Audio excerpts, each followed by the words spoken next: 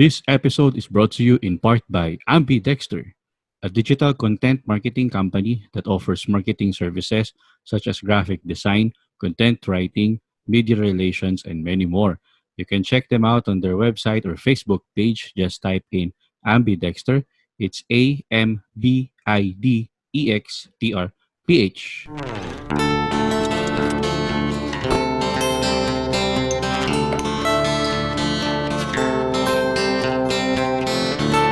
Welcome to Tipsy Friday Podcast. Welcome back to Tipsy Friday Podcast, a Filipino podcast that showcases streetwise approach of Filipinos on the challenges and difficulties that they encounter on their daily lives. So what are you waiting for? Grab your favorite brandy, whiskey, or ice cold beer, and let's begin.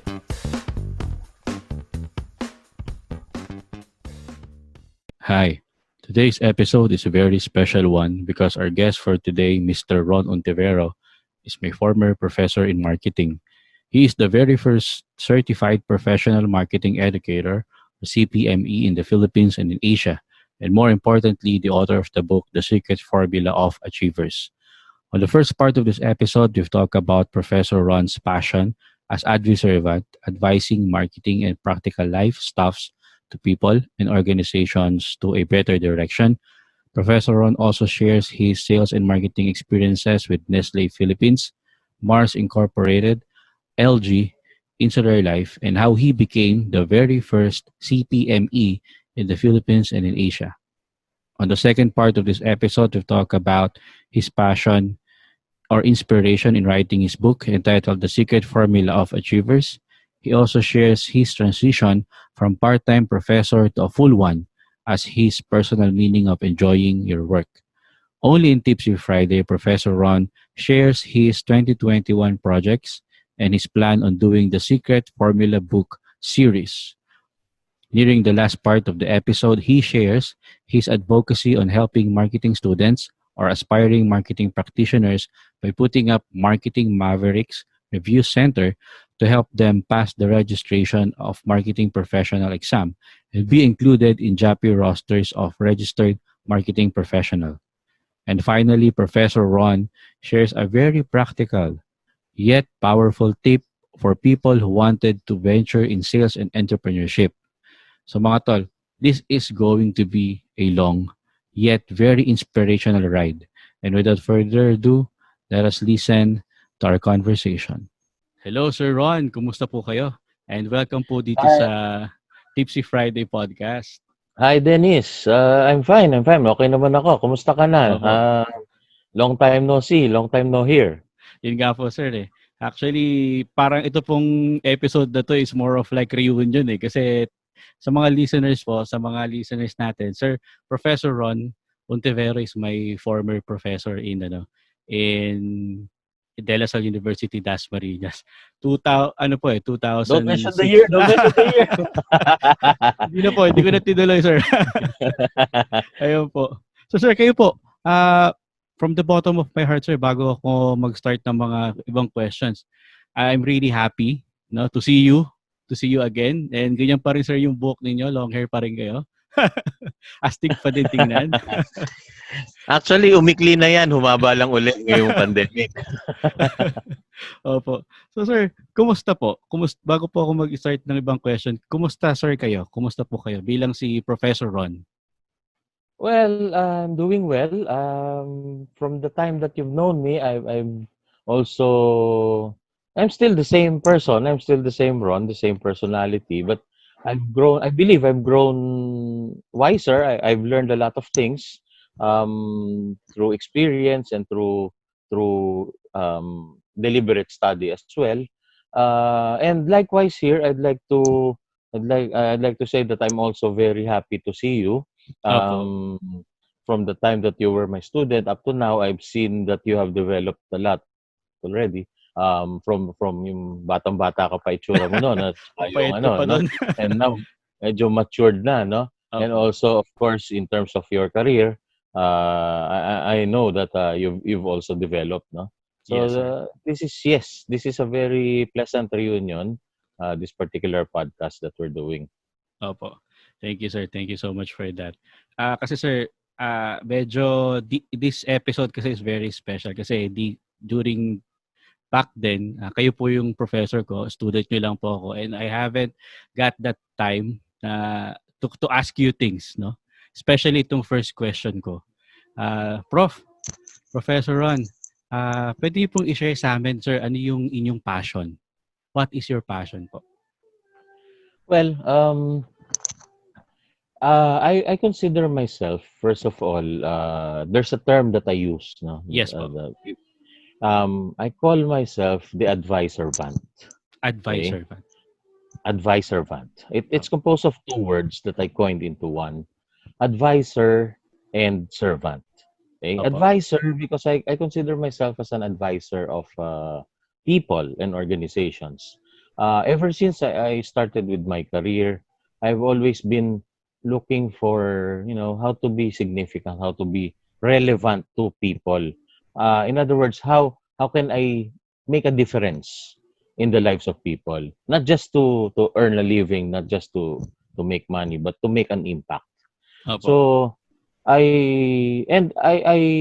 through the years, I've discovered that I have this passion, and also certain, God-given gift of being an advisor. Or that's why I shifted to the academe from the corporate. No, I Opo. spent some time in the corporate world, and then later on, I realized my calling in teaching business in the tertiary level, in college, Yes. and even in graduate studies.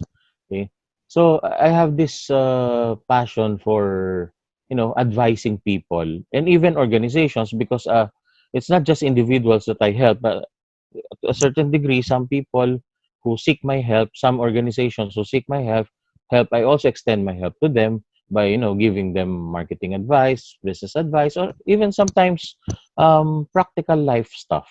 Okay, Opo. Yes po. so that's being an advisor. But of course, I feel I have this moral obligation to bring these people and organizations towards the good, because uh, being an advisor, being someone whom, or let's say a mentor, Yes being po. someone that people look up to, and seek help from. Um, I have this, so-called power to bring them into a certain direction, and of course, I try to make sure I bring them to the better, to the better position or better situation. Opo. That's why I feel this moral obligation, that in what I'm doing, I'm serving God, Yes. because ayoko silang turuan na papunta sa masama, kung papunta Yes. sa mabuti. So even when I teach business, when I teach marketing, I always emphasize na if you become competent, make sure you use your competence hindi para sa self-gain, but only, no, but makatulong sa ibang tao para, Yes. and of course, always do things ethically. Yes. Um, para kumbaga, wala kang natatapakan, wala kang argabyado, treat others fairly, always be on the ethical side. Yes. Yes. So Yes. that's my passion, basically, helping people and organizations find their way, or helping them realize the direction that they want to go to. Yes, sir. Yung last part sir na sinabi nyo, I really agree on that. That when you do business, you have to be on the ethical side of it. 'Di ba, sir? Yun yung sinabi Yes, ninyo. yes. Yes, yes. Tama po kayo doon, sir. Tama po. Sir, you mentioned then, before you become a professor in business, you galing po kayo sa corporate world, sir, no? So, kanina, sir, nung pinakilala ko kayo sa intro, I mentioned na you from Nestle, and you are a sales and marketing practitioner for both global and local brands, no? So, sir, pwede niyo pong i-share sa amin yung inyong sales experience, sales and marketing experience sa Nestle po muna. And siguro proceed din dun sa next company, yung Mars. Tama po, no? Yes, Mars yes. Insular and Value Media. Yes, yes. Okay. Anyway, those were the ones you mentioned earlier in the introduction. Those were the companies that I've worked for, not necessarily in chronological sequence. Yes, sir. But Opo. For Nestle, I used to work in sales. Yes. I handled several territories before, Opo. um, not just one, but mostly the territories I handled were in the National Capital Region and in the southern Luzon area. Opo.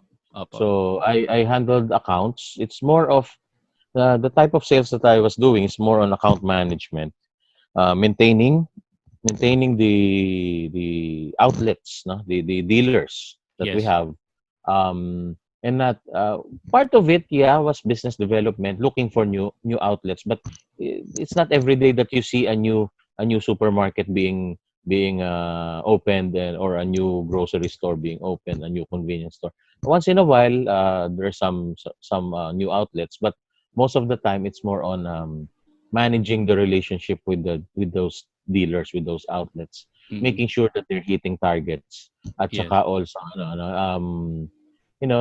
making sure they're handling the products correctly, because when I was with Nestle, I was in the ice cream division. So sa ice Yes. cream division, medyo unique yung produkto namin eh.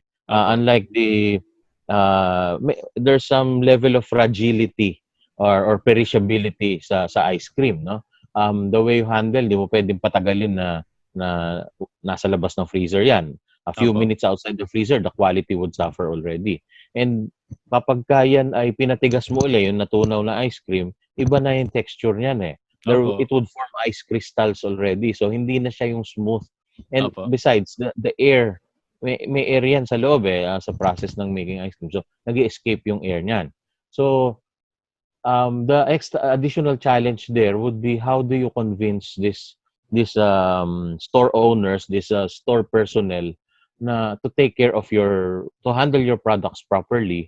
And Filipinos, they have this tendency na, sige, since we're being provided with the ice cream, sisingitan ko yan ng Opo.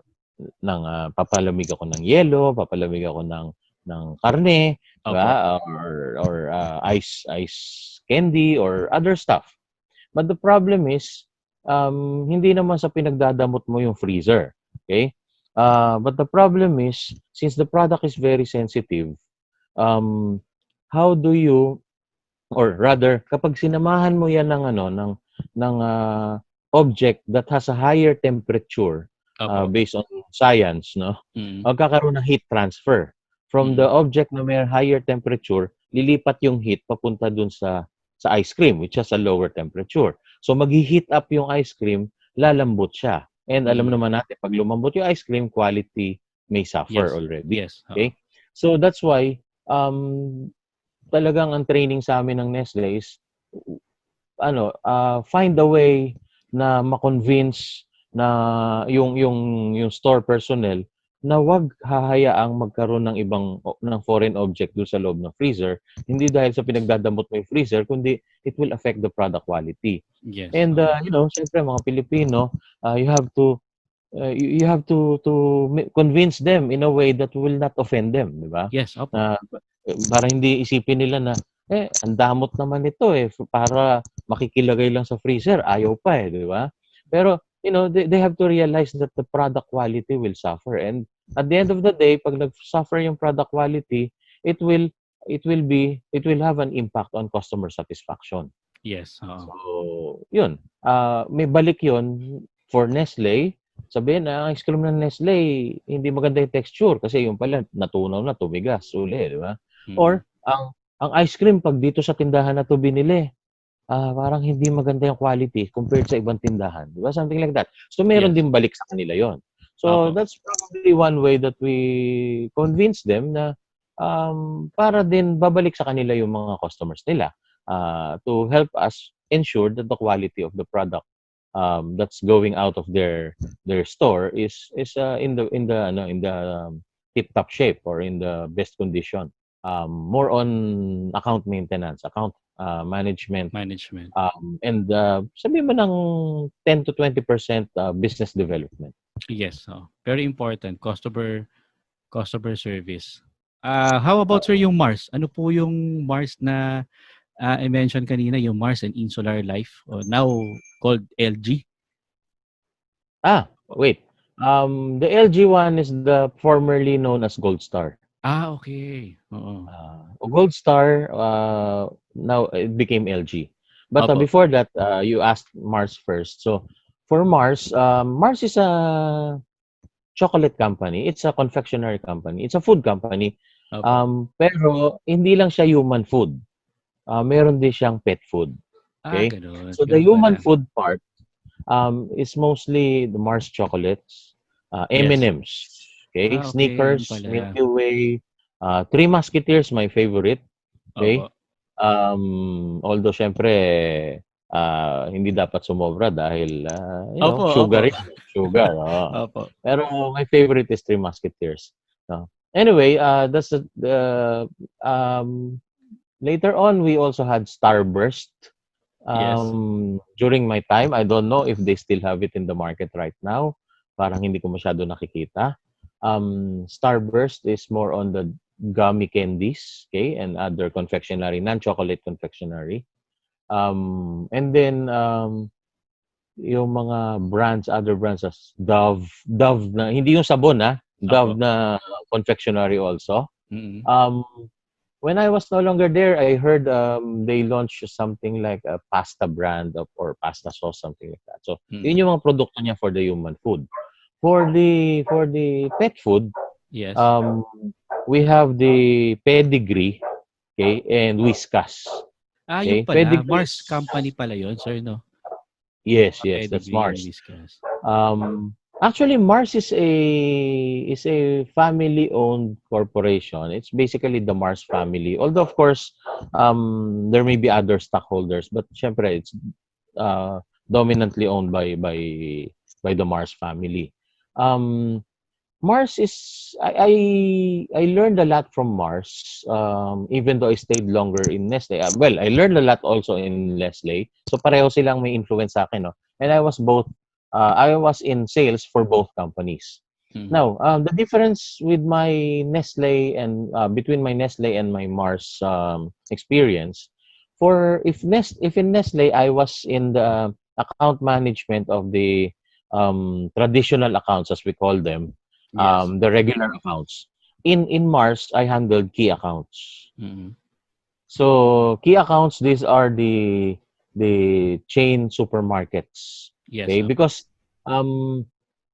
in Nestle, all for ice cream, not the grocery products. So in Nestle ice cream, all the outlets were handled by own sales force, the Nestle's own sales force, as far as ice cream is concerned, because of the product perishability. Now, but in Mars was using distributors, Mm. third-party Third distributors to party. handle the regular accounts, and the key accounts were being handled by Mars' own sales force. Mm. So I was part of that key account sales force of Mars. Um, and what struck me most in some Mars, no, is the core values, the set of core values that Mars has, Mm. no. Mm. Ito is something I'd like to share, particularly with people, as if I have the chance, no. Sige po. They have this QRMEF. That's how I remember, how I try to recall them, no. Opo. Quality, responsibility, mutuality, efficiency, and freedom. Okay? Mm. So the Mm. first one is quality. Yung quality kasi, ang Mars kasi, ang ano niya sa quality, if there is something, if this endeavor, if this business, if this task, whatever it is, if it is if it is something that is worth doing, then it should be something that should be done at the highest possible quality that we could give, that we could perform. Okay, Mm. so quality, hindi siya, quality is cliche for a lot of companies, no? Yes. Pero ito parang Mars is very serious when it comes to quality. Mm. Not just in quality of products, but in quality of process, in quality of performance, in quality of tasks, Yes. everything. Okay? Yes. If it's Mm. something worth doing, it's worth doing it well with quality. With quality. Now, yes, responsibility, another of the core values that I imbibed from Mars, no? um, you people are hired, no? In fact, Mars doesn't call its personnel as employees. They don't Mm. call them employees. They call them associates Wow. because Mm. they're more on the on the level with the associates, with the people they hire. In Mm. fact, we are on a first name basis with everyone in the Yeah. company. Oh. Okay? Even my boss always remind when I was new in the company, my Mm. boss always reminded me, call me whatever his name was. I won't mention it because I don't have his permission anyway. Yes. So call Understood. me by my first name and not sir. But Mm. I got used to, the usual. You call your boss sir, but it took me a while before I could comfortably call him by his Mm. first name. But that's the culture of the company, no? Mm. So anyway, responsibility. Everyone should be responsible for his own turf, for Yeah. whatever it is, for his own tasks. In fact, secretaries and you know executive assistants were unheard of in the company. Yes po. Everyone had to do his own mail, had to do his own emails, had to do his own letters. We Mm. were provided by the tools, okay, Mm. by the technology that was available back then. Okay, we Got were it. provided with our own laptops. Although now, when you hear, no big deal about being provided with, but during that time, everyone was provided with their own laptops when everybody was still using PCs. Okay, Mm. Mm. Yes. Oo. ang laptop nung time na yun, pag nakakita ka ng laptop, medyo, uy, Oo. Big big time. time tong company nito, di ba? Opo, opo. So, hindi naman ganun ka, katanda. Pero still during that time na medyo you don't see laptops being carried along the streets by everyone. Okay?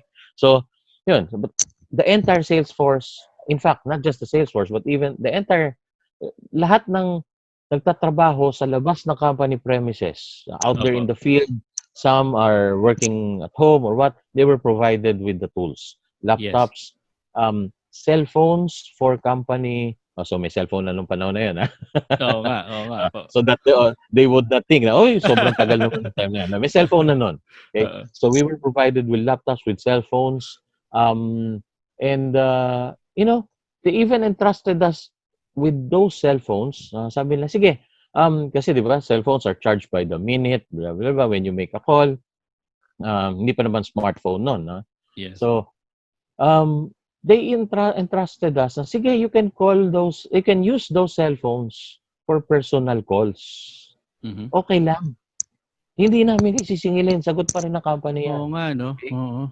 So, ganun sila kaano. Kaya Mm. lang, ang ano lang dun is, anytime we need you, we can Mm. call you. Kahit Okay? after So, office? kahit after office, we can Oo. call you. You have to answer. Hindi we will not bother you naman sa ang ano nila. Mm. We will not Mm. bother you if it's after office hours unless it's extremely important. Yes. Mm. Okay?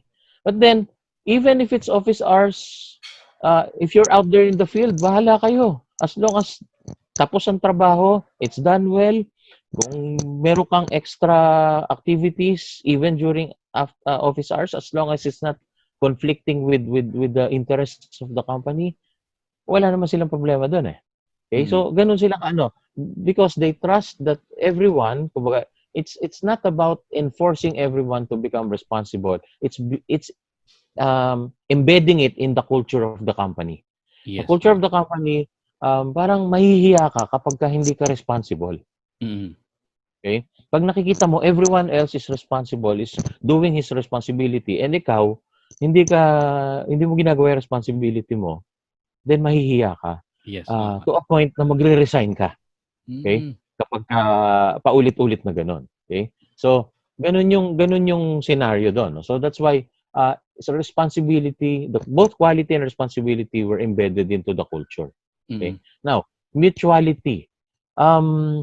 Mars doesn't want to enter into any deal, into any, if it's not mutually beneficial. Mm. Okay? It should always be a win-win. Kahit na makakalamang ang company at yung other party ang medyo dehado, still they won't push it. Yes. Gusto nila win-win. So ganun, Mm. ganun sila um kumbaga ka-serious dun sa pag-stick dun sa value na yun ng mutuality. In Yes. fact, when they when they hired people like me, what they did was they called the candidates. They invited the candidates into a hotel function room. Okay. And in that function room, before they conducted interviews or any screening, any type of screening, they seated us. They talked about their company culture, company background, Mm-hmm. profile, etc., history of the company, and then after telling everything and how they do things, and then after telling us that this is how we do things. If you Mm-hmm. think this company is something, if you can see yourself working for this company, Mm-hmm. then we'd love you to stay, um and proceed with the hiring With the process. hiring Of course, process. pinakain pa kami, etc., Oo. etc., no? Eh, now, if you think our values, our aspirations, the way we do things do not coincide with your own values, then we will not waste your time anymore. You're free to go. Mhm. So Mhm. ganon. Mhm. Opo. Tapos, so that's how they really, ano na, parang ano nila is, kung mutually dapat, gusto namin ikaw, Opo. gusto mo rin kami. Okay? Oo. Parang ganon. So they really are serious with mutuality. And then tsaka nag-proceed do sa process of hiring, medyo creative din yung kanilang, yung Yung mga kanilang way of hiring activities. process. It's not Opo. just interview. It had some, group dynamics, Mhm. which medyo hindi ko na i-dwell, or I won't discuss in detail kasi mahaba-haba rin yun, ano? Mm. So anyway, It's but okay. to Opo. cut the long story short, they had this group dynamics. They observed everyone during the group dynamics, sino may leadership potential, sino yung Opo. ganito, ano yung strengths nino, and then so meron nilang ini-spot among the candidates. And Mhm. then after that, they conducted the interviews, and then yung mga nagustuhan nila, Mhm. before they ended the session, inabutan nila lahat ng sulat. May dala silang printer and computer doon. Nag-print sila ng mga sulat, personalized lahat. Pag alis mo ng hotel, basahin Mhm. mo yung sulat. Pag sinabi sa'yo na, "Thank you very much for your time, we will just Ah, contact you." Wala yon. wala Ah, 'yun. Gano'n wala pala ang yon. kanilang onboarding 'no? Oo, pero pagka sinabing, "Please come back on this date," Oo.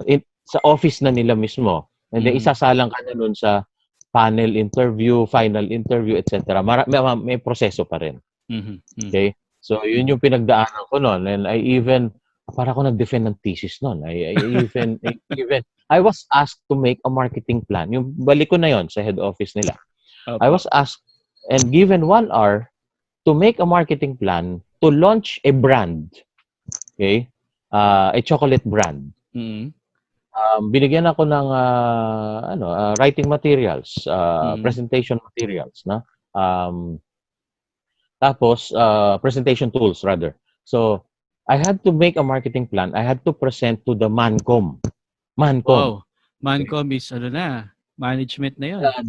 The general manager, Mm. the heads of the different departments. Yes, oo. The general manager, and I think there were around 5 or 6 people in the Mancom, if I'm not mistaken, and two of them are foreigners. Mhm. Okay, and the rest were Filipinos. Okay, so anyway, so I presented to the Mancom my proposal, my proposed marketing plan.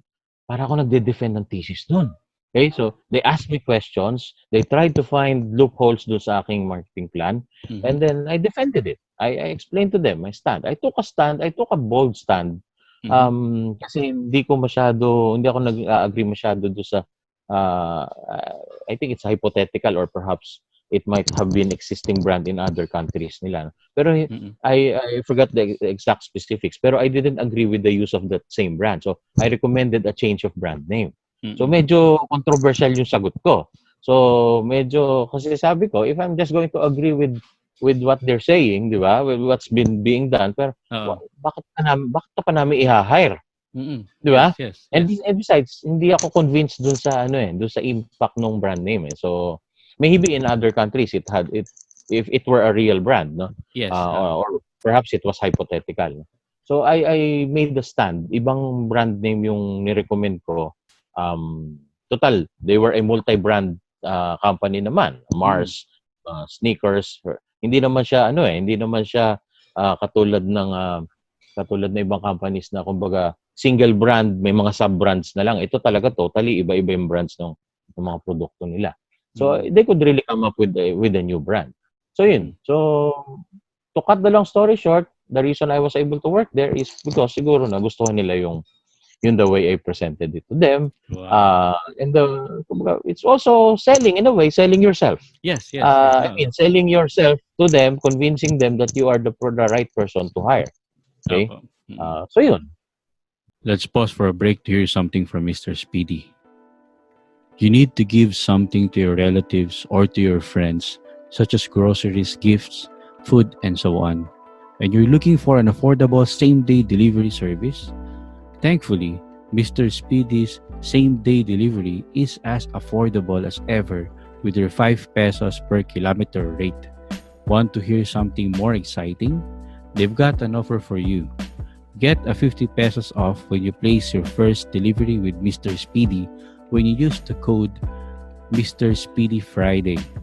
You may book a delivery via their website, mrspeedy.ph, or you may download the Mr. Speedy app from the Apple App Store, Google Play, and Huawei Mobile Gallery. Available for Metro Manila, nearby provinces, and Cebu.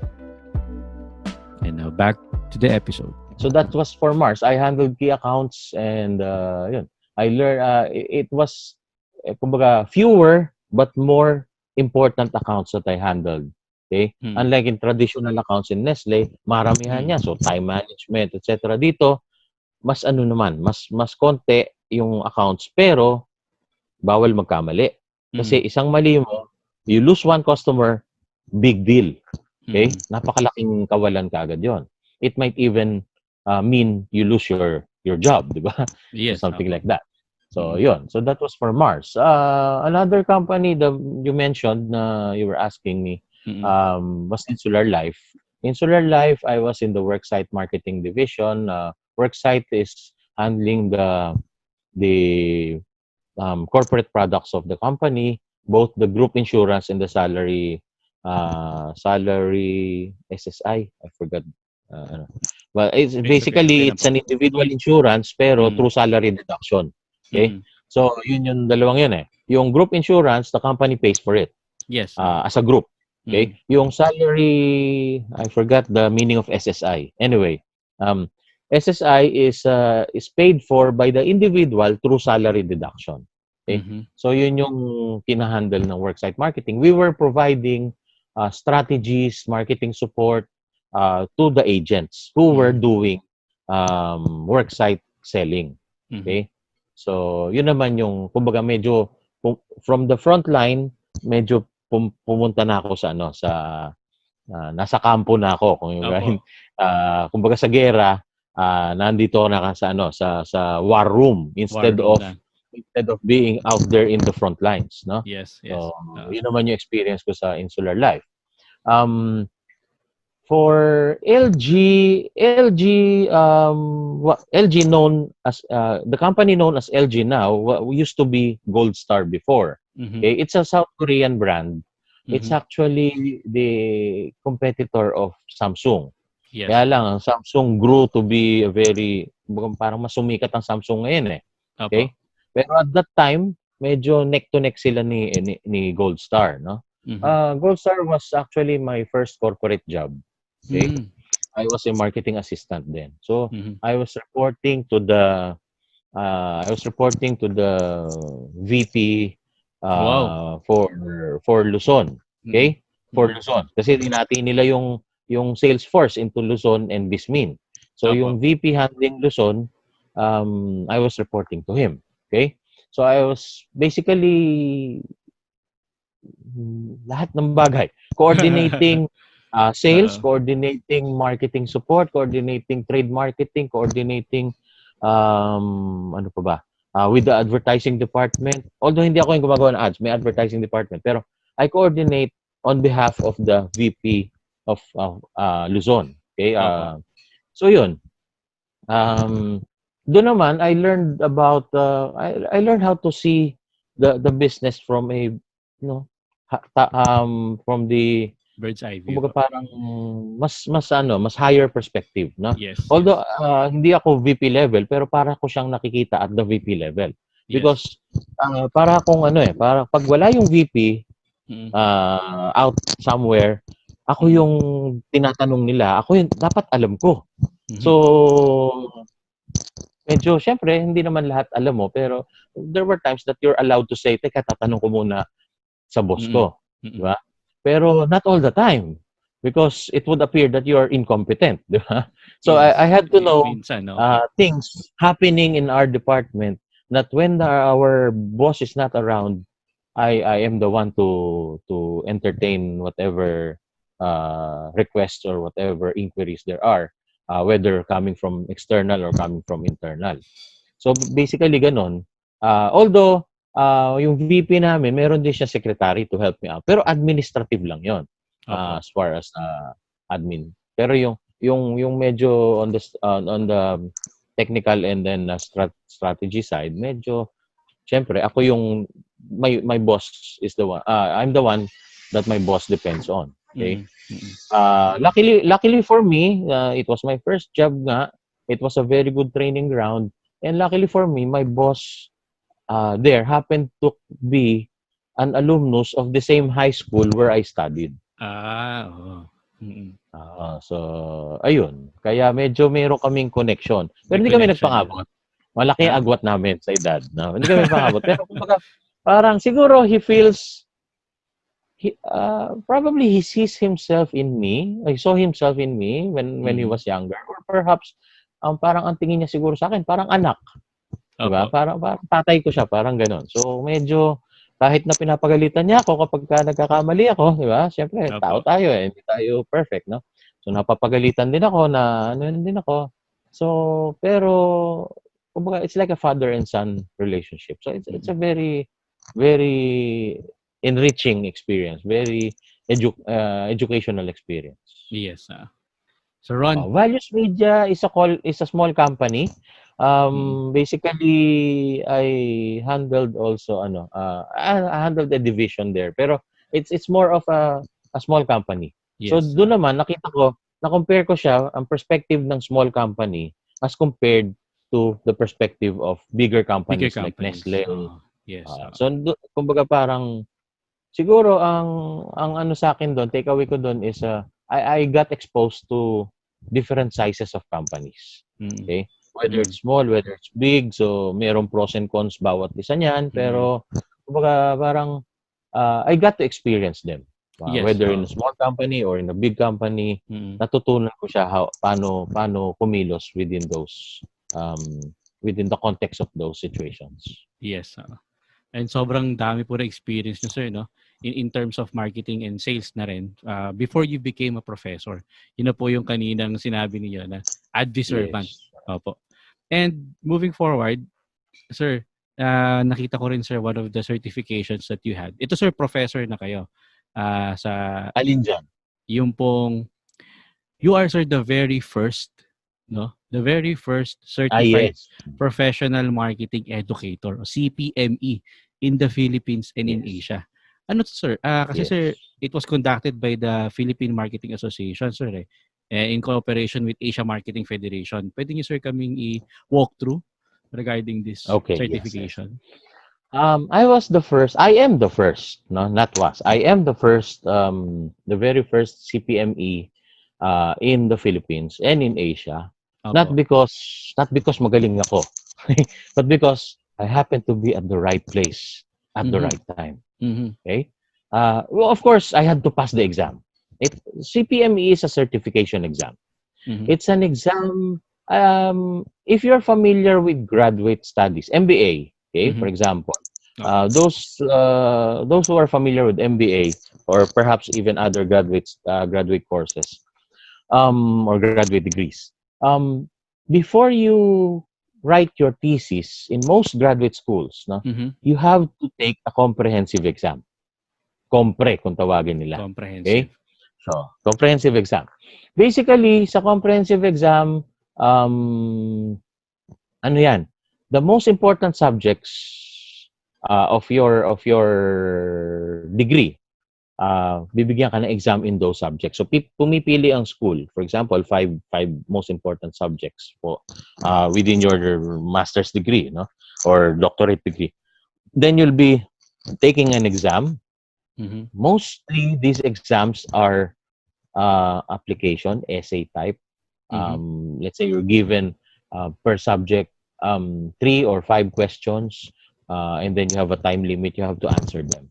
Mhm. Okay, to the satisfaction of the checkers. Okay, so that they would give you a passing mark. So that would indicate that may natutunan ka nga doon sa subjects na tinake mo. Okay, so comprehensive exam. Now, comprehensive exam, just to put things into perspective, Mhm. karamihan ng graduate students dread the comprehensive exam. Hmm, Okay? mm, mm. Kinatatakutan yung compre na yan. Compre Opo, kung tawagin.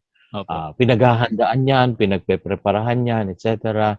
Okay? Although stock knowledge helps. Pero meron, syempre, if you really want to make sure, review ka pa rin. Yes, Review, oo, review, review. magsusunog ng kilay, ika nga Oo, sir 'no? susunog ka ng Mm, kilay dyan. mm. So, imagine, it's like a comprehensive exam. But the difference is, sa comprehensive exam, most likely, the people who will write the questions and check the answers would be professors within the graduate school. Correct? Hmm, yes. So, more or less, kilala mo kung sino yung mga gumagawa ng questions at sino nagche-check. Mhm, Alam mo kung nung style nila. mhm, Kung most likely, naging professor mo sila. So, alam mo kung ano yung style nila, paano sila magtanong, paano mhm, sila, ano yung hinahanap nila sa mga sagot, di ba? Etc.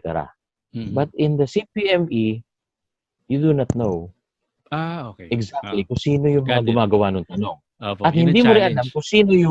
kung sino yung gagawa o magche-check. Yes. Anong emphasis ba? And basically, you're being tested about marketing. Mhm, And not just marketing, including how to teach marketing. Kasi mhm. CPME eh. Opo. Unlike meron dalawa kasi yan eh. Merong CPM, CPME. CPM is for practitioners. The one which I chose to take because I was already in the academy at the time was Mhm. the CPME. Yes, Okay? The one for professors, marketing professors. So, it's not just knowing about marketing, it's also about knowing how to teach marketing effectively. So, aside from questions about marketing, meron din dun tanong na paano mo mas effective maituturo tong ganitong concept, etc., o anong activities ang pwede mo. Yung mga ganon. So, on the education side. mm. So, combination siya. Now, there were 5 subjects in CPME, if I remember correctly. Marketing management, marketing research, IMC, integrated marketing communications, um, Philippine business environment or something, Mhm, Philippine business, something like that. And I forgot the other one. Okay? mhm, So, kaya they launched this, no? It was a certification exam. mhm, Basically nanggaling siya sa Asia Marketing Federation.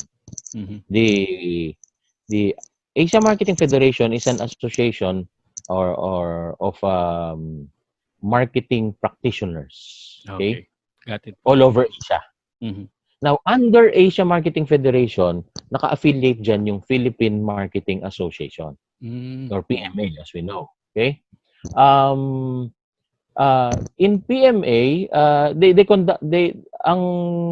conducted this first run of the CPME Mhm. in the Philippines. So, nauna ang Pilipinas compared to other Asian countries. As far as CPME is concerned. CPM, Yes. matagal na yan.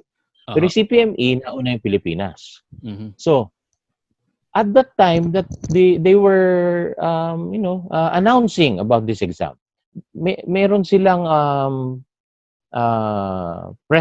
past president, sorry, past president of AME. I was a past president of AME kasi Association of Marketing marketing educator. Educators. Yes, So that's a association of marketing professors in the Philippines. So mhm, I am a past president of AME.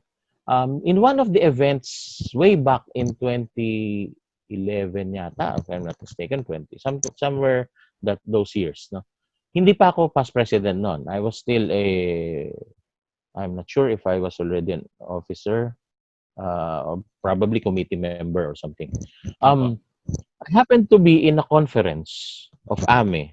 wherein representative from PMA nagsalita doon. They announced about the CPME and encourage us to take the exam. Mhm. So sabi ko, nakita ko kagad yun. Immediately, I got interested. I approached the person who talked about it. I asked him, when Mhm. is this? How do I apply for this? What do I need to do? What do I need to submit? Etc. etc. So I coordinated with him. To cut the long story short, I submitted my exam application. And then they scheduled the exam. Okay. Opo. Um, it was the first run, so therefore there were, I think, there were two of us who took the exam. Opo. Okay? Actually, nag-ano pa kami nung isang, yung kilala ko rin yung isa nag-exam eh. Um, nag-ano pa kami niyan, before, so nag-brief naman ang PMA, binrief Yes. kami, and they gave pointers, no? Ito yung mga, mga dapat yung tandaan, ganito, ganyan, Mm. things Mm. like that, no? Mm. It's not really a review, somewhat a review, pero it's not really a comprehensive review kasi one session per subject eh. Tapos yung isang one session parang a couple of hours lang yata, something like that. Mm. Okay? Tapos then the following exam na, something like that. No? So the exam happened on a weekend. Okay? Um Two of us took the CPME. Unfortunately, nagano pa kami niyan. Nag-group study pa kaming dalawa noon prior to the exam para Opo, opo. kasi ano rin eh, cases din ang approach, no? Cases, Oo. may essay, etc. So group study kami. Um sa fast food, no? Nagmi-meet kami sa Makati, mag-ano kami tapos yan.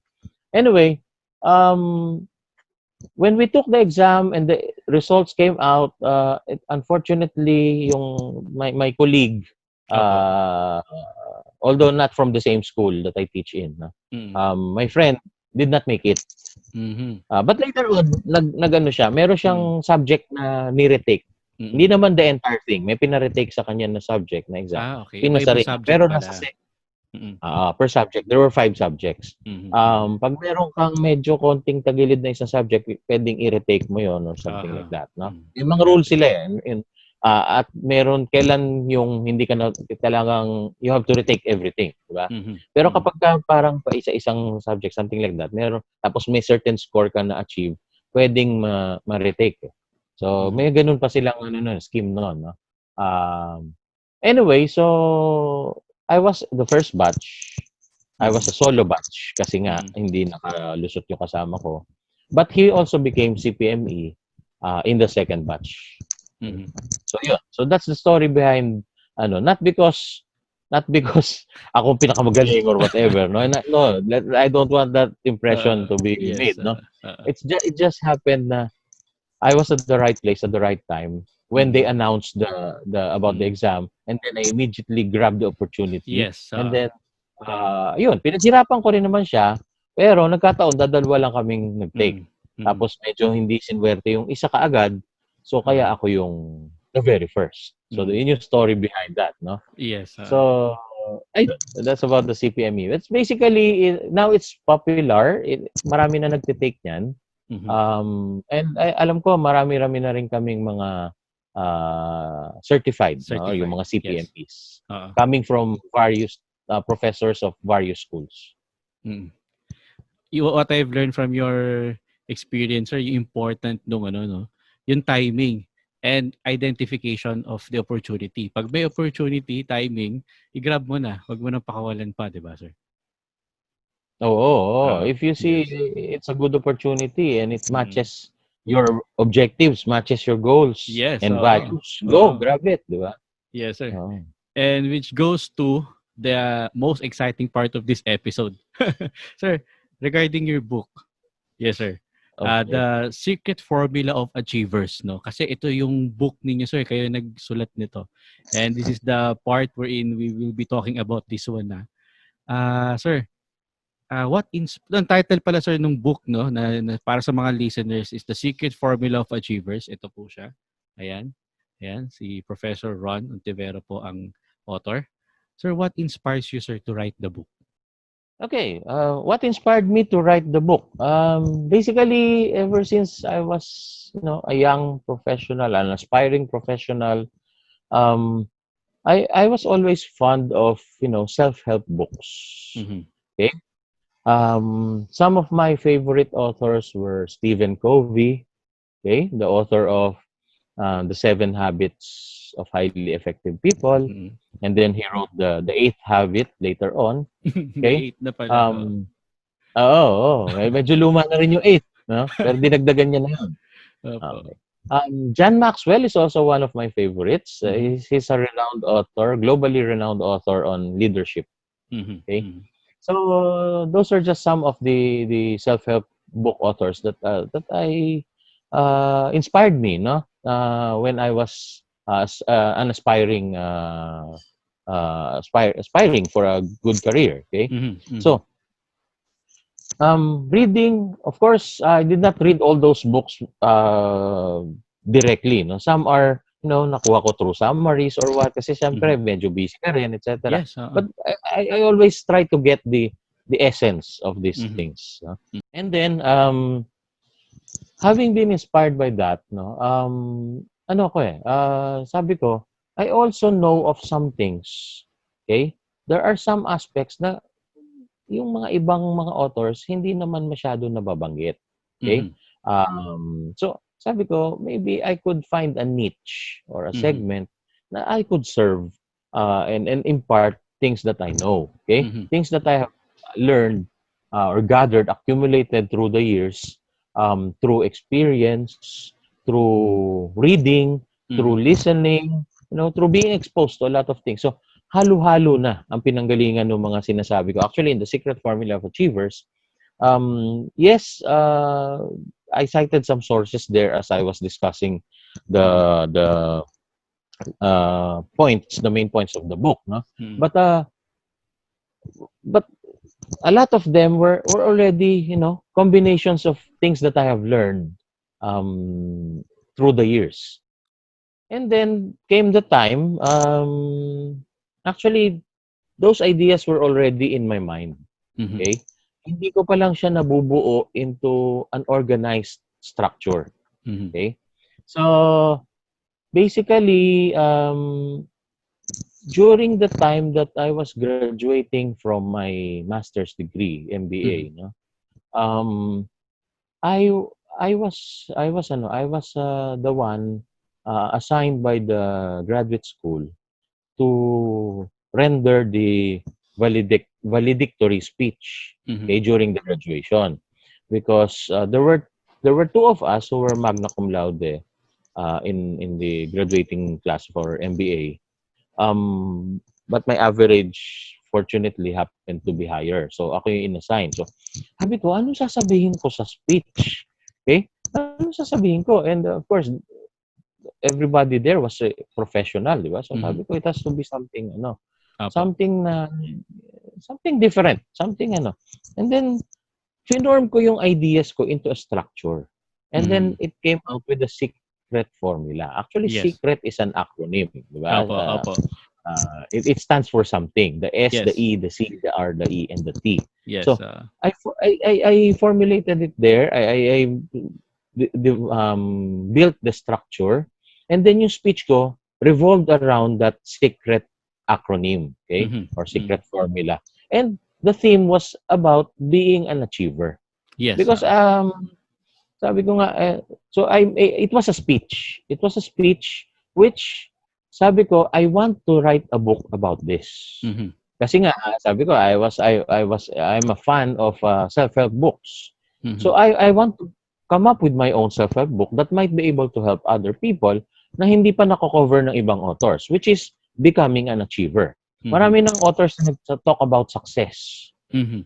Pero I differentiated achievement from success, or Yes, being an achiever from being successful.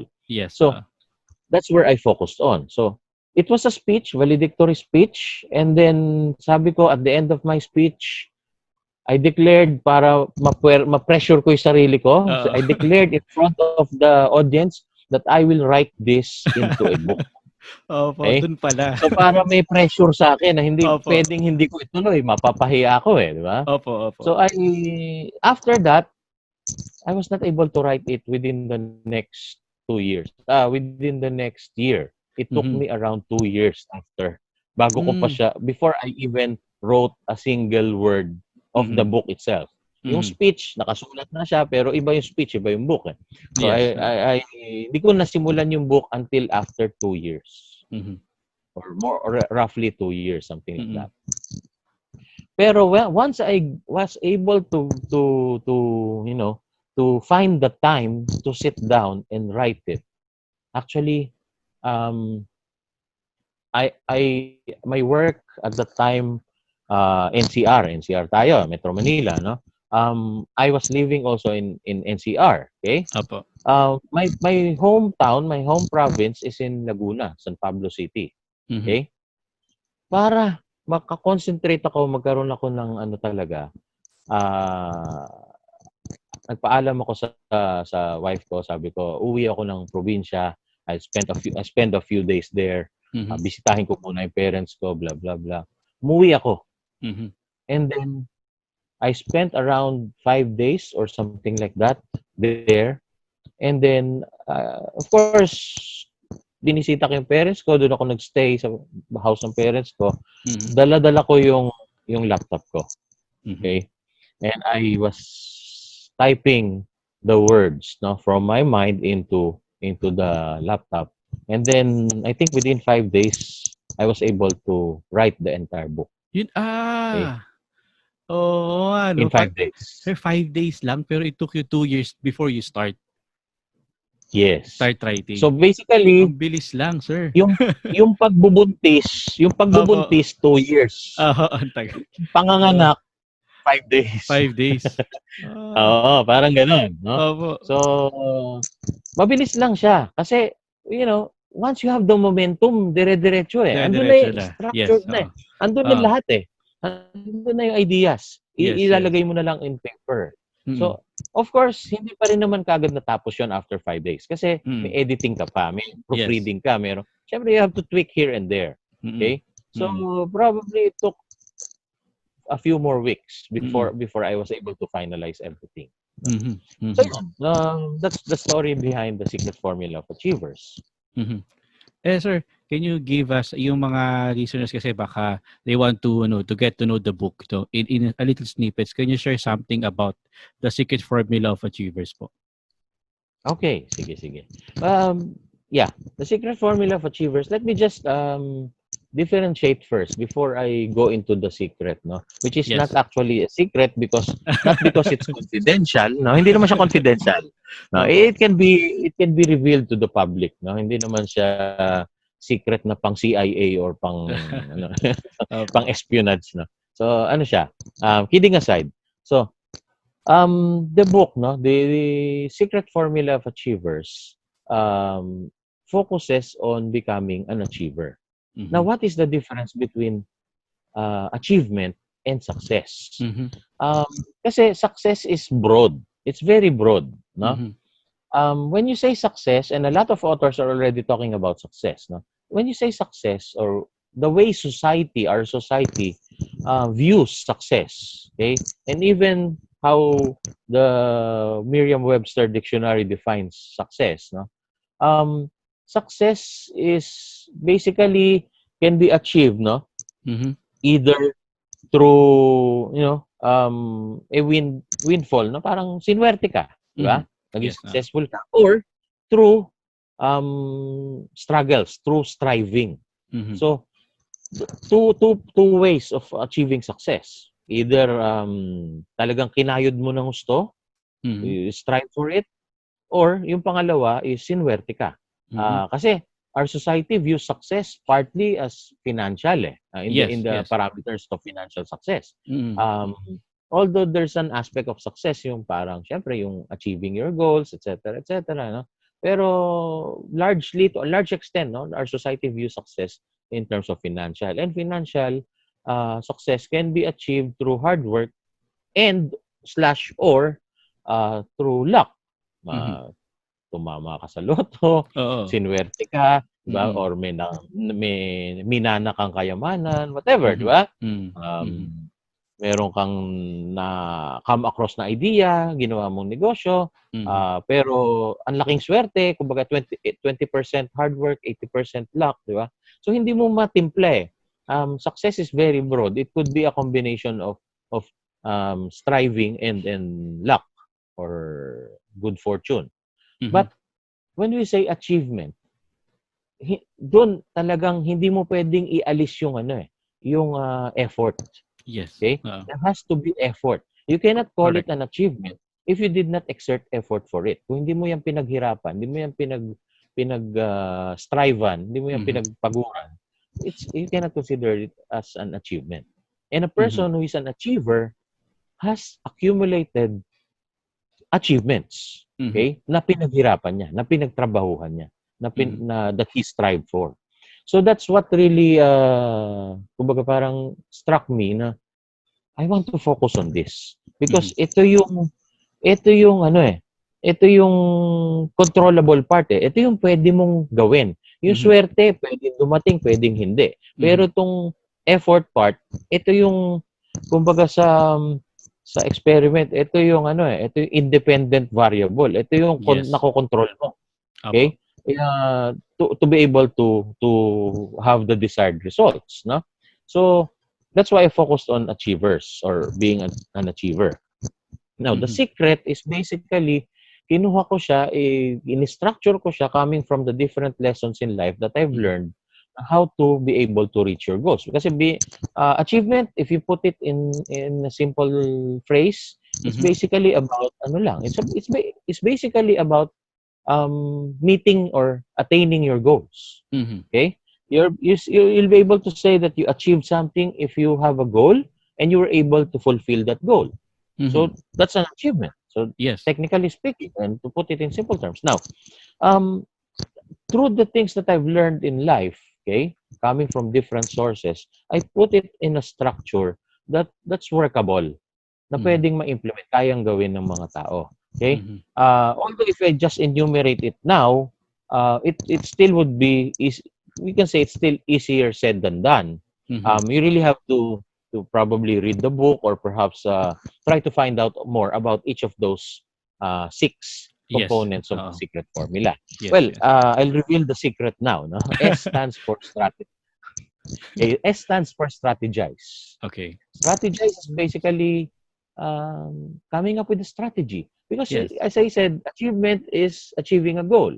Okay? Mhm. Um, in order to achieve a goal, you have to have a strategy. So it's basically planning. But as I said earlier, it's easier said than done. Mhm. Maraming ano yan, detalye yan. Masalimuot yung planning na yan, Mhm. strategizing. Okay? Mm. So strategize. And then second is evolve. What is evolve? Well, sinabi nating evolve, nagbabago, di ba? Yes. Nagde-develop. Okay? Siguro ang may associate natin sa salitang evolve yung evolution. Mhm. Okay? Yung term na evolution, wherein yung isang living form has changed into a higher form or a better, a more adapted form of living organism sa Mhm. evolution theory ni Darwin or other evolution theorists, no?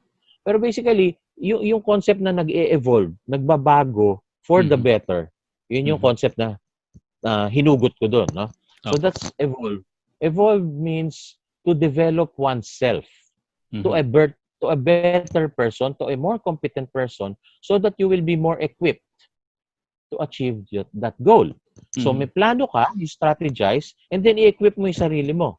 Kaya lang, again, easier said than done. How do you do that? Sige, mag-aral ka, okay, pero it doesn't mean na nakapag-aral ka, graduate ka ng kung anong course yan, degree yan, it doesn't mean that you will become an achiever, di ba? Yes, I So may agree. mga I ano pa agree. yan eh.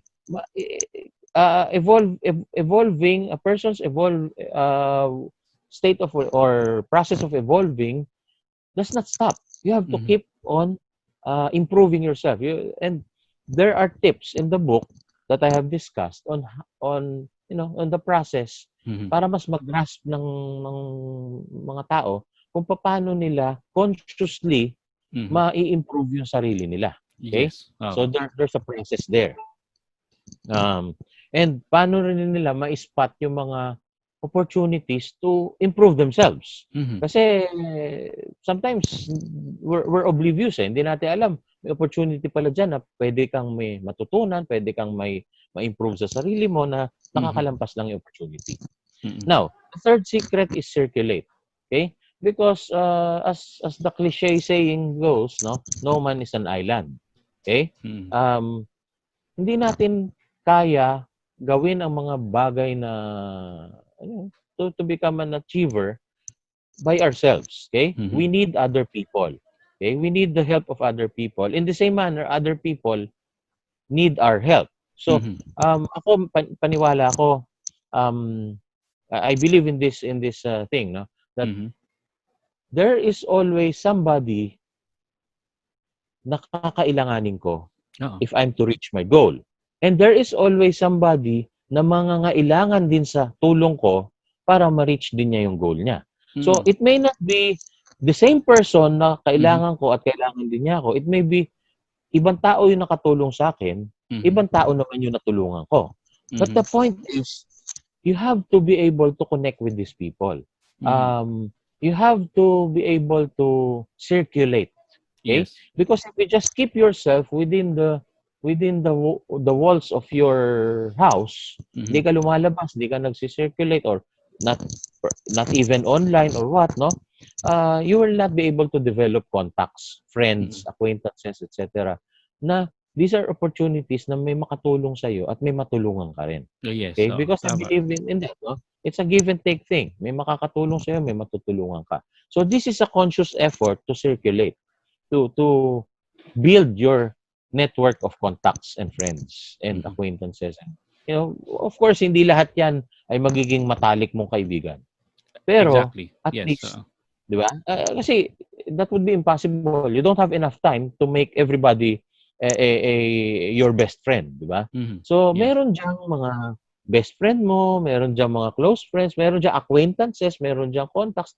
Pero as long as you're maintaining good relations with them, you're creating relations and maintaining good relations with them, sooner or later, may mga ngailangan ng tulong mo sa mga yan, meron ka ring mahihingan ng tulong in the future to help you achieve your goals. Yes. So it's Mm. basically a network, building Mm. your network. Mm. So that's circulating. Okay? And how to do that, uh, yun, dinidiscuss ko rin yun doon sa book, no, how to Mm. do that. There's also a framework there on how to more effectively circulate. Okay? Mm. And then letter R is to respond. Okay? To respond is basically the opposite of to react. Kasi Mm. when we react, it's basically naandyan na yung stimulus, naandyan na yung pangyayari before ka may ginawa. Mhm. So sometimes it's too late. Okay, sometimes it's too late. So whether it's an opportunity or a threat, Mhm. okay, it's a positive or negative thing that comes your way. Hindi mas maganda palagi yung malayo pa lang na foresee mo na. So Mhm. that napapaghandaan mo to grab the opportunity if it is worth grabbing or to address the threat if it is something that needs to be addressed. Okay? Mhm. So, unlike na yung hindi mo napapansin, biglang bumulaga na lang sa'yo, Mm. magiging reactive ka. And Yes. when you become reactive, it's more like firefighting, okay? Mhm. Putting out fires rather than being able to pursue your goals. Mhm. But if Yes. you have a goal, you have to see the opportunities na pwede mo i-grab para ma-reach mo yung goal mo na sinet mo during when you strategize, di ba? Mhm. And then, Mhm. kapag ka rin, may goal ka, nakikita mo rin when you respond, napipredict mo yung mga possible threats or hindrances para ma-achieve mo yung goal mo. Therefore, napapaghandaan mo rin sila. So, Yes. you Oo. respond instead of reacting. Mm. And then the next one is, ito, masaya to, no? Letter E, enjoy. Enjoy. Yes. Literally, masaya. Oo. Okay? Oo. Kasi, Yes, sir. enjoy. Um, I'm sure the audience has already heard na the saying na love your work. Di ba? or love the things that you do. Mhm. Okay? Pero alam mo, sometimes the reality of life, sometimes we are stuck with a job, with a career na hindi natin gusto. I'm a bit, I'll share a bit of a personal experience here. No? You know, I was in the corporate. I was happy, yes. I was learning, I was growing, I was developing. But then there came a time na parang, kasi at that time, I was, uh, I was already taking my master's degree, okay? Mhm. And some of the professors in MBA, ang style nila ay magpapa-report, no? They Yes. assign topics to the students, and then you report on the topic, and then they comment on it, and then add on to it, etc. Mhm. So when it was my turn to report for this particular professor of mine, so I, of course, wanting to, sabi ko nga, I imbibe the value of quality, no? Galing kay Mars, no? Mhm. Um, so I I believe that if it's something worth doing, it's something worth doing it well, no? Something that I should do well. So Mhm. pinaghandaan ko yung report ko, nag-report ako ng maayos, no? So probably I also have that kumbaga madaldal kasi akong tao eh. So probably I have that God-given talent of being able to speak, Mhm. okay? In front of people. So yun, to cut the long story short, my report impressed Mhm. my professor. Mhm. And then at the end of the class, he asked me, Ron, nagtuturo ka ba? Sabi ko, sir, what do you mean? Do you teach? Even part-time? No, sir. Ang sabi niya sa akin bago siya umalis ng classroom, you should try. Mhm. So, tumanim sa isip ko yun. Sabi ko, there must be something that he saw. Mhm. So, ginawa ko, I remembered my tita, okay, Mhm. back in the province. Um, Sabi ko sa tita ko, "Tita, kasi she's a professor, Mhm. okay, in one of the local colleges in San Pablo City, no?" Mhm.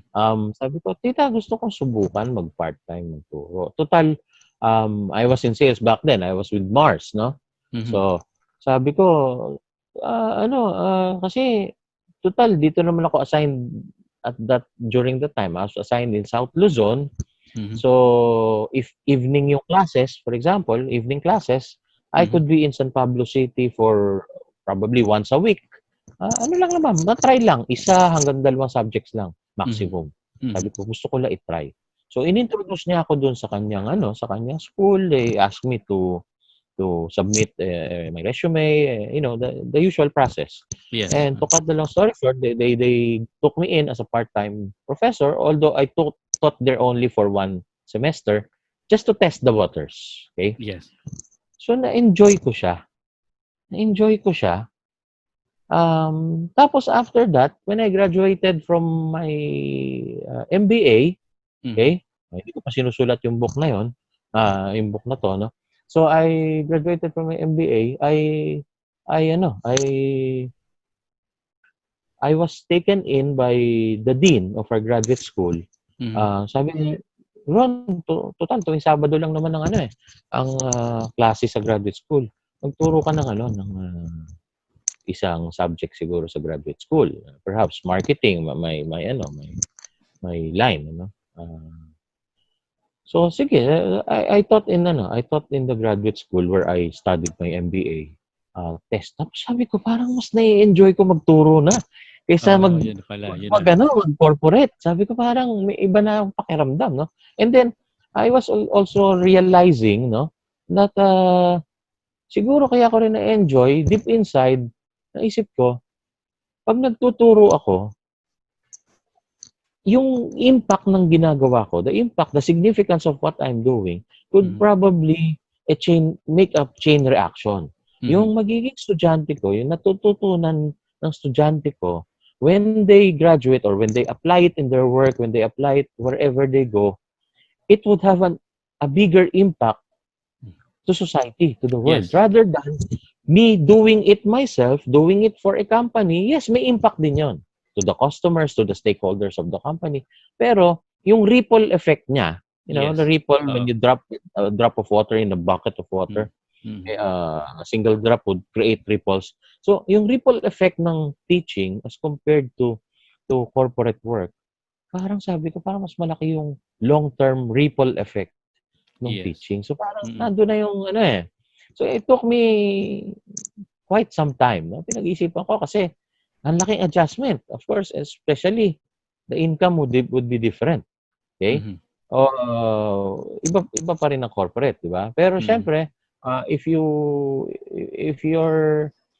equip yourself with certain tools and so that your rank in the academy would be somehow a decent rank, no? Mhm. So, kumbaga makakabuhay pa rin naman ng pamilya, di Of ba? course. So, Opo, of course. decent lifestyle, no? Mhm. Uh, so sabi ko, it took me quite some time before I was able to make that decision. So, pero tinuloy ko lang yung part-time muna. Part-time, Mhm. part-time, Saturday.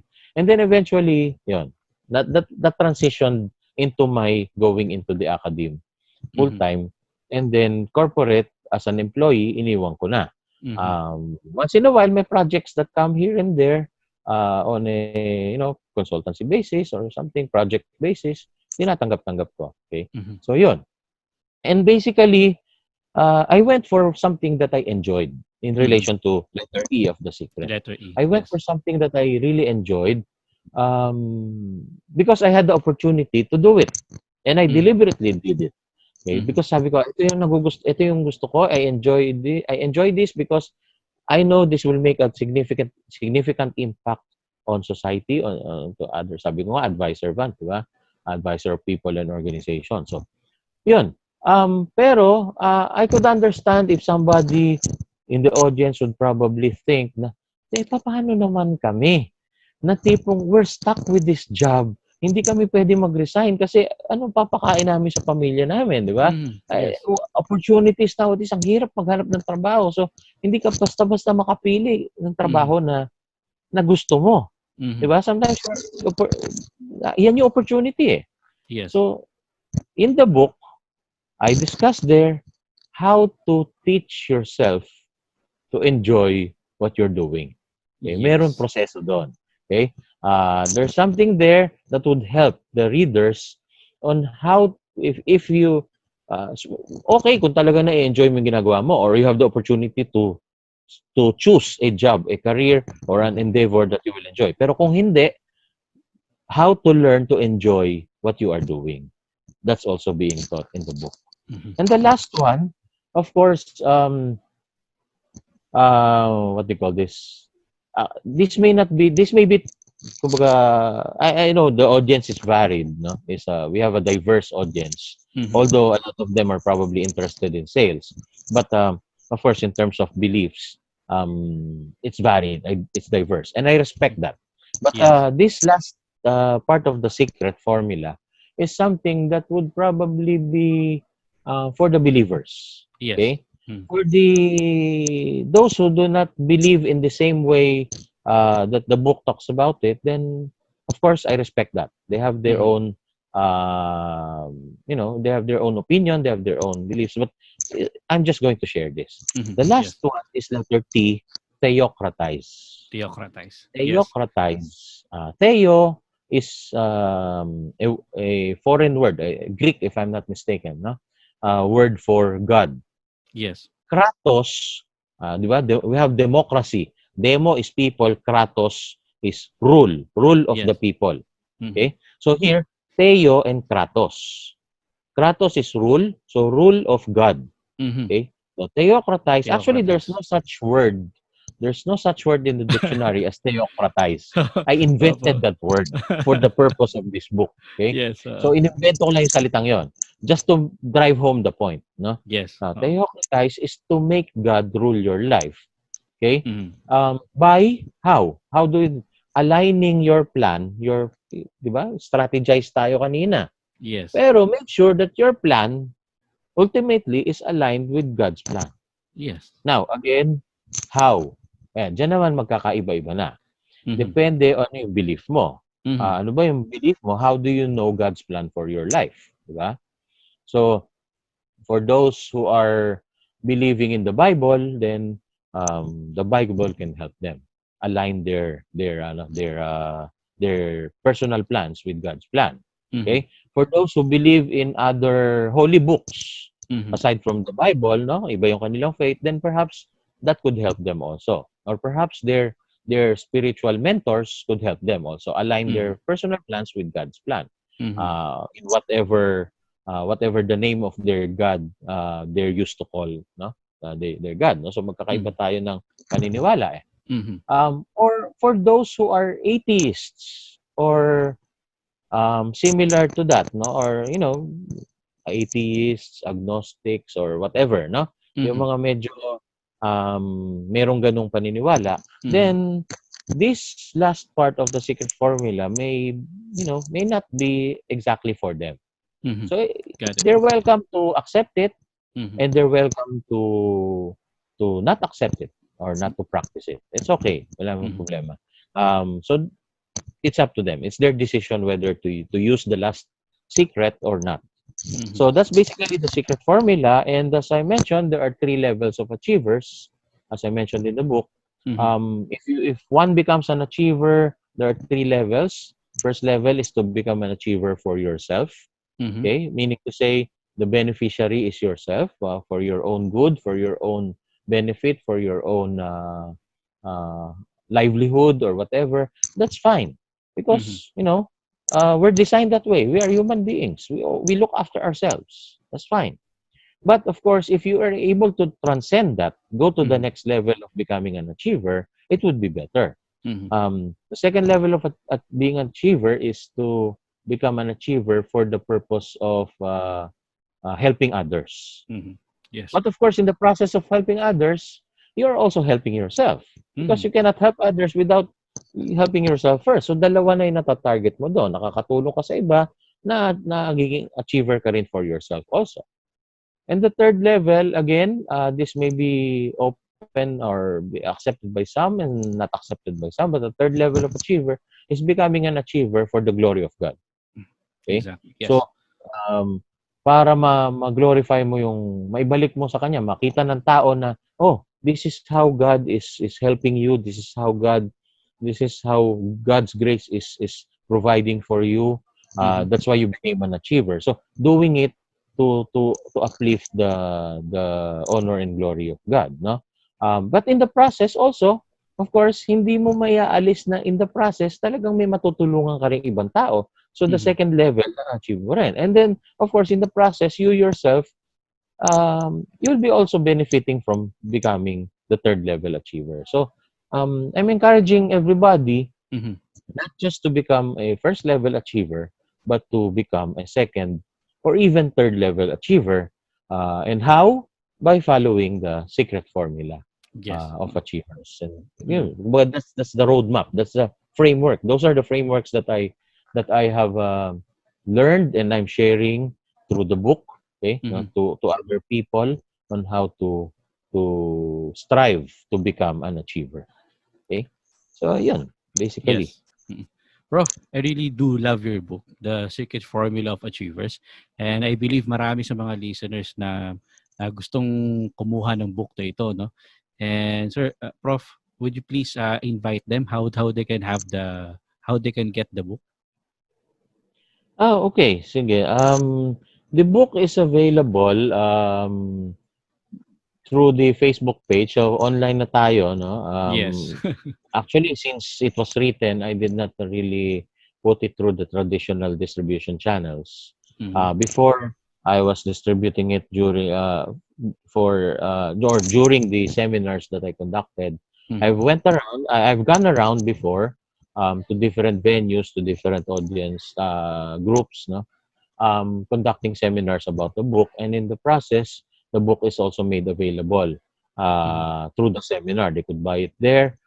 Some of the seminars that were organized, naka-built in na, Mhm. for with the seminar fee, comes the book, the the access to the seminar, as well as to the book Mhm. itself, or a copy Mhm. of the book, no? So that was the way to distribute it before. But now, with the increase in or with the popularity of online markets, no, Mhm. so it's now available. You can message us through the Facebook page, The Secret Formula of Achievers. Yun mismo yung pangalan ng Facebook page. Send us a message. If you want to order the book, we could arrange the way to send you the book. No, we Mhm. use delivery couriers, okay, to Mhm. send the book to you. Okay, of course, and of course, we could also talk about the the payment method, no? The payment method and how to be able to avail of the book. Like to let them know also, ito declaration dito para pressured ako matuloy, no? Sige po. I'm also in the process right now of creating an online course. Okay? Wow. It's not a webinar. It's not a single webinar. It's an online course. Yes. Using a learning module system platform. Mhm. Okay? Hindi ko pa lang i-reveal sa ngayon kung ano yung platform na yon. But it's an accessible platform. Mhm. Okay? So it's more on asynchronous. Mhm. Okay? Meaning to say, hindi siya yung magle-lecture tapos makikinig on the other end. Okay? So, yes, this is online, but it's not synchronous. It is asynchronous, meaning to say, when they access that learning module system or platform, and then they could read it at their own pace, of course, there would be certain maximum time limit. I don't know, how many months perhaps or how many weeks that would be they would be granted the access to that. No? But Mhm. then it would be an online course wherein they could learn about the the, this particular secret formula of achievers. Mhm. Okay, so aside from the book, okay, that would be a supplement also. Mhm. So we will also be announcing the launch of that. Mhm. Okay, once it's ready. Okay, Yes. through the Facebook page also. The Mhm. secret formula of achievers. Is Okay. there Ah, a timeline and na, sir? Timeline? Is there a timeline na regarding the launching? Wala pa. yan yung ano eh, no? Yung libro, it took it took 2 years before nasimulan. Pero five Opo. days yung ano. No? No, actually, I was doing already some recording of kasi may ano may mga, may video na part of the Opo. online course, no? Audio, Opo. video. So, hopefully, it will be launched within 2021. Okay. Okay? Noted. Within the year Abangan po namin, 2021. sir. Ako po, Hopefully, it will pero be sana ako launched. yung maging first. Sure, no problem. Opo. Of course, if even if it's asynchronous, ang plano ko, no? Even Mhm. if it's asynchronous, there would be at least probably, a meet and greet opportunity or a forum online perhaps, especially with the pandemic, no? Mhm. At saka siyempre kung sa malayo manggagaling yung mga audience, no? So maganda rin online, no? It would be like a meet and greet thing, and then it could also be a Q&A thing. Kasi it's one thing to study the online course by yourself, Mhm. Mhm. pero if you have questions, what do you do?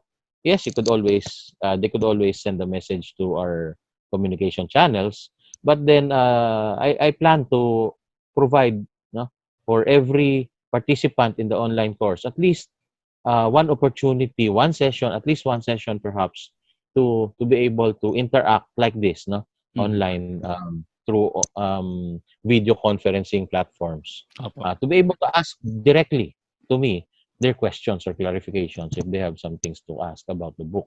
Okay, so something like Mhm. that. Mhm. And also, sorry It's i-add ko okay, na sir. rin, no? Sige po, sige Para po. medyo ano na rin. Actually, I already have Mhm. the outline pa lang, hindi pa yung laman. The Opo. outline of other books. Wow! Meron pang ibang books. The secret formula, pero iba na yung meaning ng secret doon, ha. Hindi na siya yung the same acronym. That's still Opo. an acronym. The Secret secret pa rin, formula sir. of Yes, the secret formula of great leaders. Wow. So Mm. it's about leadership.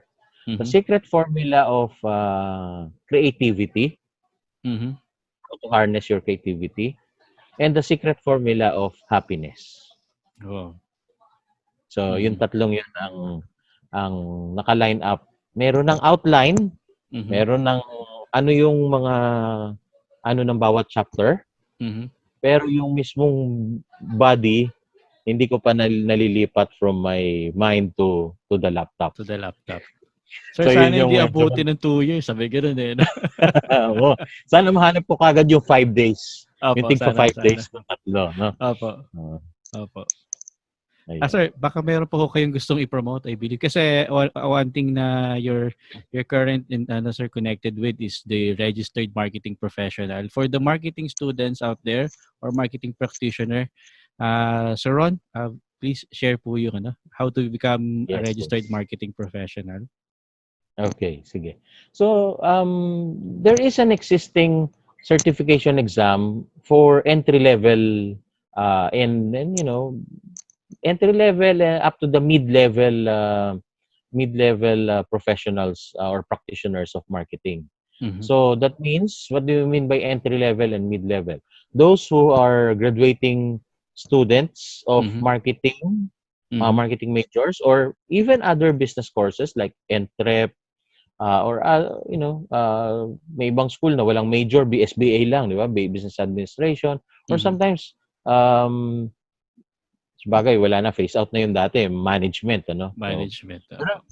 any business course actually ina-accept nila, ina-allow ng JA Philippines. JA Mhm. Philippines is the NGO, international NGO that conducts the RMP or Registered Marketing Professional exam in Mhm. cooperation with Chartered Association of Business and Marketing Professionals. Mhm. Or sorry, baliktad, Marketing and Business Professionals, CAMBP.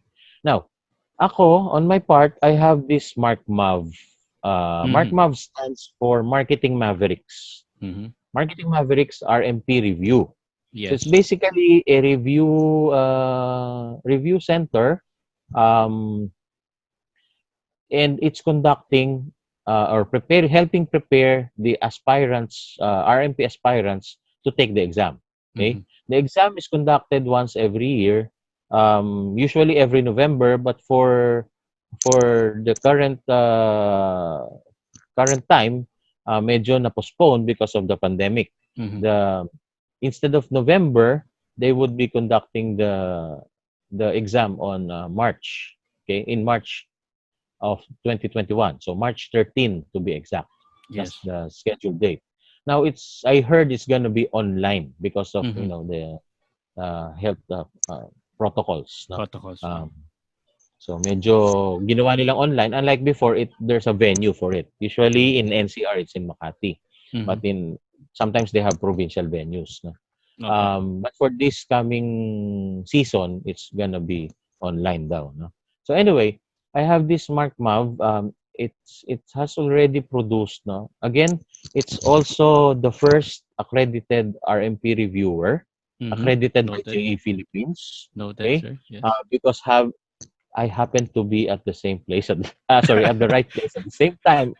Swerte tayo sa mga ganung Opo. bagay. Swerte kayo, sir, sa Um, timing and Oo, sa opportunity eh. timing, 'no? Opportunity hindi, probably siguro when I see an opportunity and I believe it's a good opportunity, I Mhm. grab it, Yes. okay?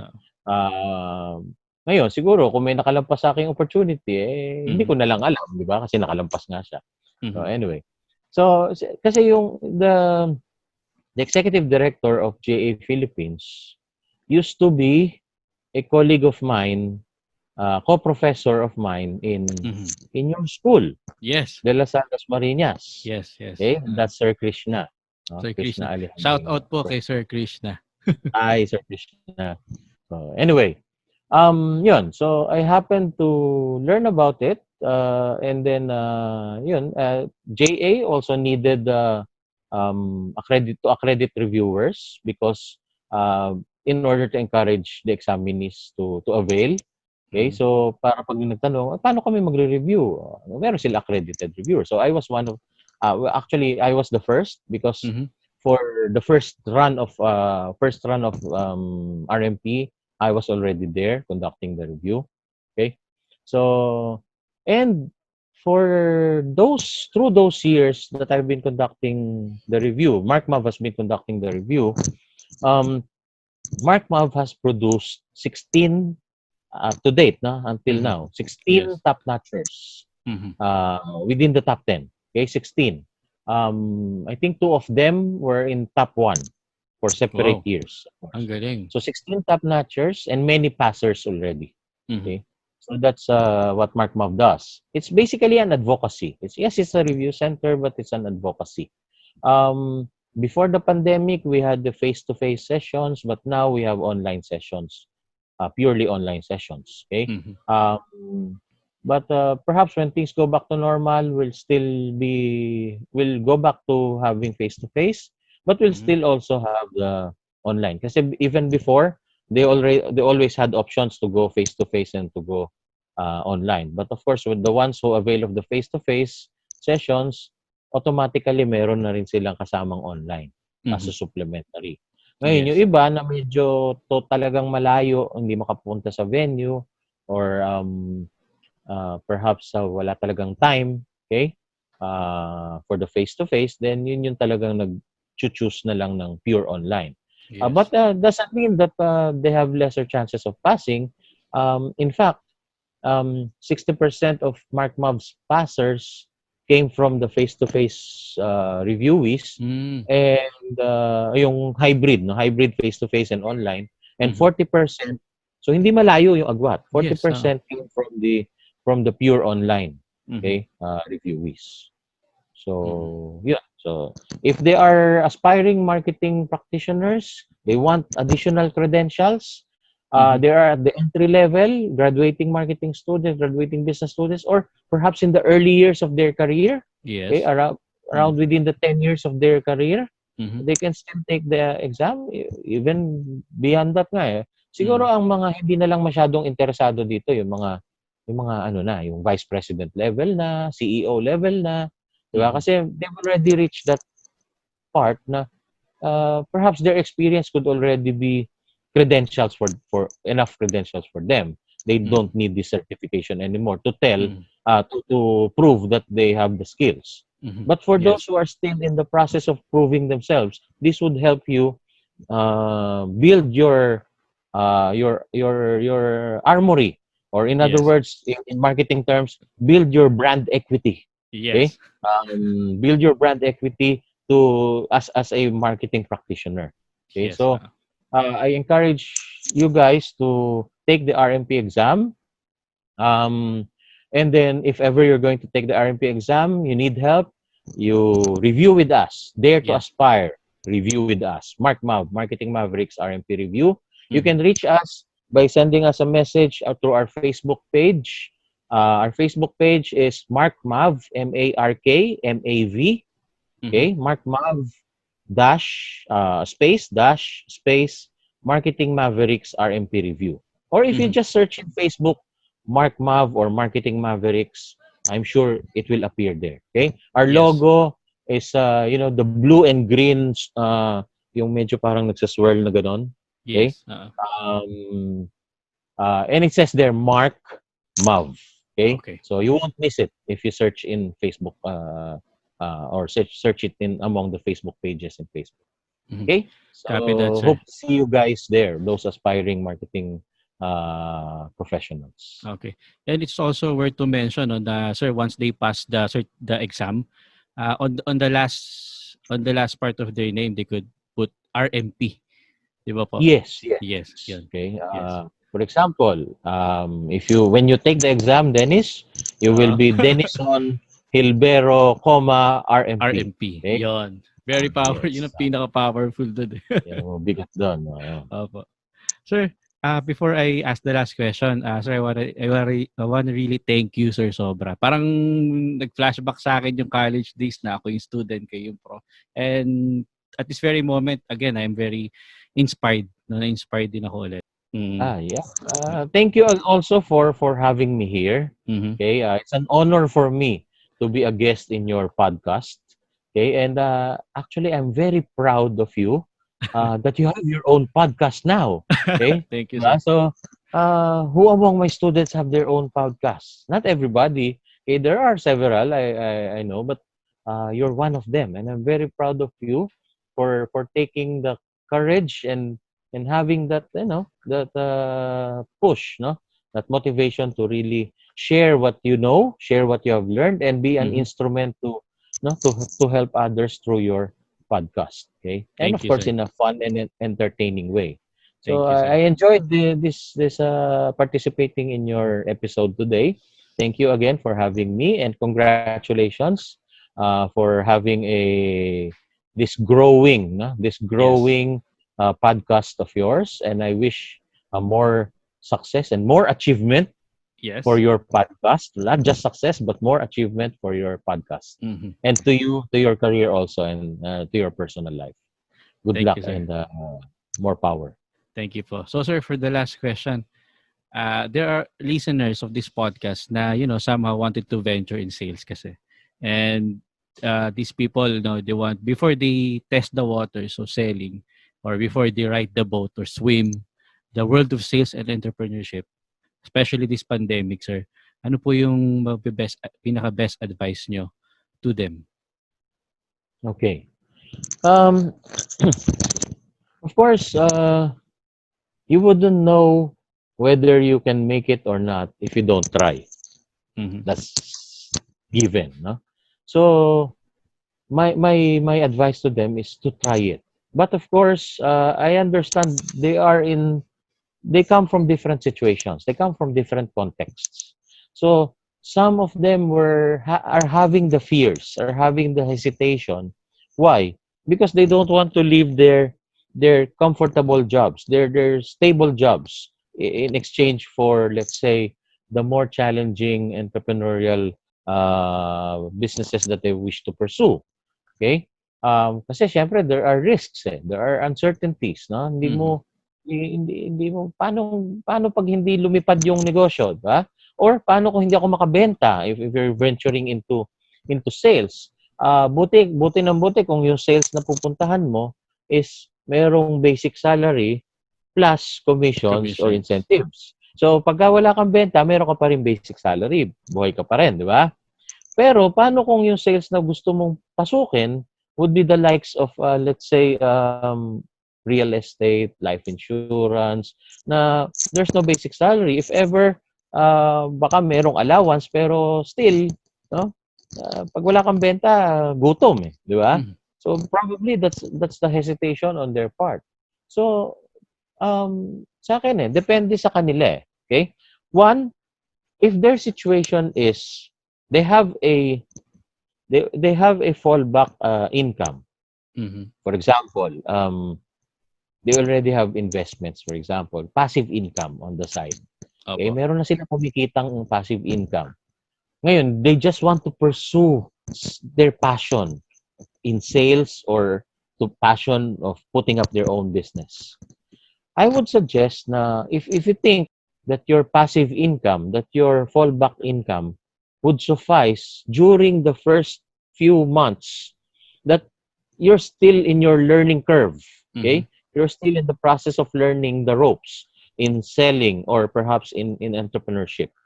Then, um, if you think you have that fallback income, it's sufficient, then go for it, Mm-hmm. okay? You won't know that if you'll succeed or if you'll make it if you don't try. Now, for those who are saying that I cannot do it because I cannot resign from my job because I don't have a fallback income. What if I'm not able to sell Mm-hmm. for 3 months, for 6 months, or my business is still in the investing, in the building mode, not yet in the harvest mode, no, or not in the ROI mode when for the first several months. Where would I get the resources to feed my family, di ba? So parang gano'n, anong papakain ko sa pamilya ko? Then perhaps start small. Huwag kang mag-resign. Mm-hmm. Stay with Yes. your job. Mm-hmm. Pero do something on the side. Start building it. In your free time, do it. Weekends, may masisingit kang free time. Wag lang naman during office hours na ko-conflict sa trabaho mo, di ba? Baka Mm-hmm. masisante ka niyan. Okay? Yes. But of course, find those ano. Of course, it will come with a sacrifice. Okay? If you really want to pursue your passion, it comes with a sacrifice. Sometimes you have to sacrifice a little bit of personal time. Mm-hmm. Okay? Um, pero if it's something that you love, then I don't think it's really No? Sabi ako, attitude ko sa ano, no? When I shifted to teaching, sabi ko nga, I I'm no longer working. Why? Wow. Because I don't consider teaching as working. Mhm. It's Mhm. part of my leisure activity because I enjoy talking to students. Mhm. Sabi ko, pag ako nagle-lecture, hindi ako nagle-lecture. Nakikipagkwentuhan lang ako. Mm. Nagkataon lang, ang topic namin, marketing. Di Yes. ba? Pero nakikipagkwentuhan lang ako. So that's why, tapos sabi ko, and to top of it, the icing on the cake is, nakikipagkwentuhan ako, na-enjoy ko yung company ng students ko. And the icing on the cake is, binabayaran pa ako ng school. Mhm. Kaya alam, baka marinig ako ng schools. Hindi na ako bayaran.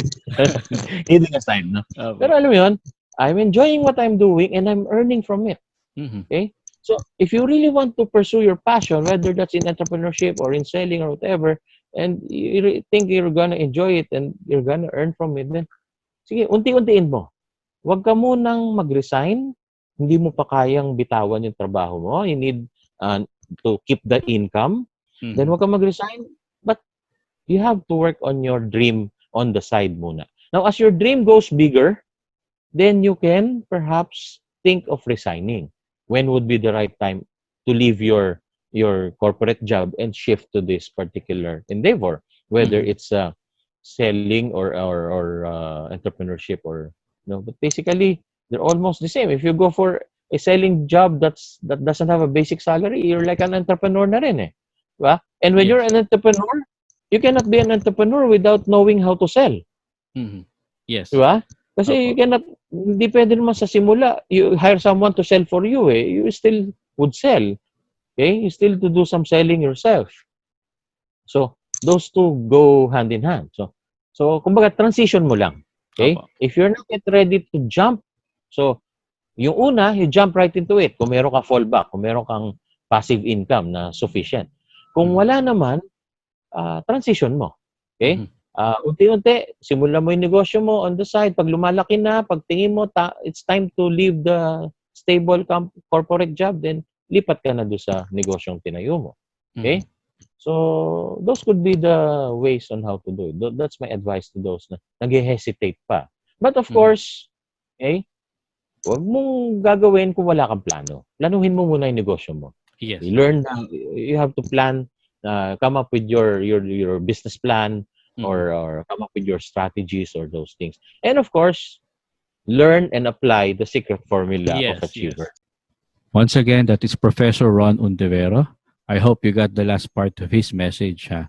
And sana let's buy his book and apply the secret framework, no? Not just in our careers, but also in our personal development. And if you haven't followed Tipsy Friday podcast in Spotify, please do so. Available din ito sa Apple Podcast and meron na rin tayong YouTube and Facebook page. Just type in Tipsy Friday podcast. So thank you guys, and I hope you had a very meaningful experience today. Happy selling.